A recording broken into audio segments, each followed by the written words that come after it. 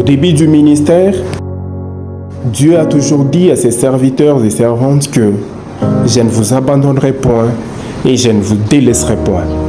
Fortifiez-vous seulement et encore, gardez ma loi dans votre mode de vie. Frères, sœurs, bien-aimés, que faites-vous lorsque la tempête s'élève, lorsque tout bouge entre vous, lorsque ça ne va pas?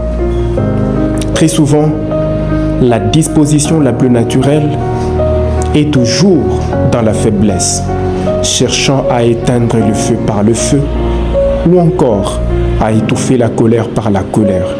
Pourtant, exercer la loi du talion, œil pour œil, dent pour dent, c'est une forte preuve de l'homme faible et celui qui vit totalement dans la faiblesse. Est-ce que tu vas toujours demeurer dans la faiblesse? Ce n'est pas là-bas que Dieu te souhaite.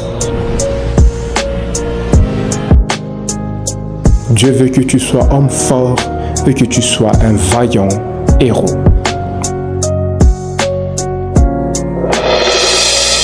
L'homme fort est celui qui trouve le bon côté dans ce qui est mauvais. Il voit la victoire dans l'adversité. Il aperçoit la bénédiction dans la malédiction. Il aime pendant que le faible haït. Il pardonne alors que le faible garde rancune. La puissance du plus fort est de vaincre en faisant le bien plutôt qu'en faisant le mal.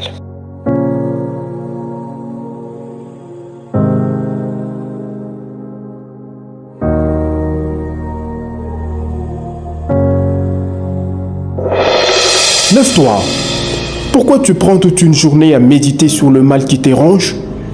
Finis les lamentations. Arrête de pleurer. Lève-toi pour vivre en paix avec toi-même et avec tes proches. Pardonne. Pardonne ce qu'on t'a fait. Libère-toi.